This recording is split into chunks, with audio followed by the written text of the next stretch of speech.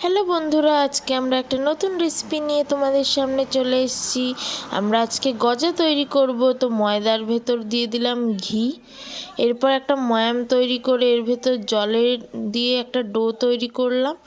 সেই ডোটাকে কিছুক্ষণ জন্য ঢেকে রাখবো, প্রায় আধ ঘন্টা। আর এদিকে চিনির শিরাটা তৈরি করছি আমরা। দিয়া কড়াইটা বসিয়ে দিল, তার মধ্যে দিয়ে দিল জল। আগুন কিন্তু খুব জ্বলছে। আর এদিকে জলটা ফুটে ওঠার পর এতে চিনি দিয়ে দিল।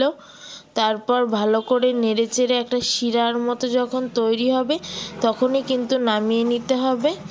তারপর এদিকে দিয়া ময়দার ওই ডোটাকে বেলছে, এইভাবে একটা রুটির মতো তৈরি করে নিয়েছে। তার উপর ঘি আর ময়দা দিয়ে আর একটা রুটি এরকমভাবে দিয়ে দিতে হবে।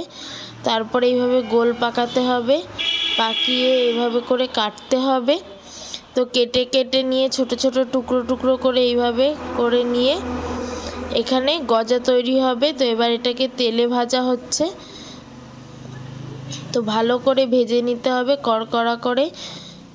আমি এখানে তেলে ভাজার জিনিসটা আমি করছি, যাতে দিয়া ছোট মানুষ, ও তেলের কাছে আসলে হয়তো হাত পুড়ে যাওয়ার ভয় থাকবে।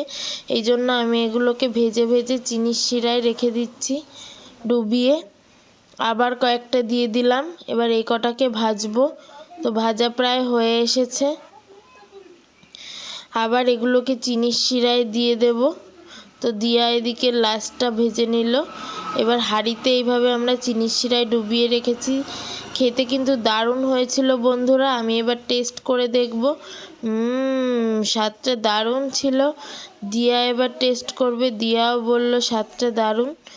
তো ভালো লাগলে চ্যানেলটাকে সাবস্ক্রাইব করে দিও, আর লাইক কমেন্ট শেয়ার করে দিও। টাটা।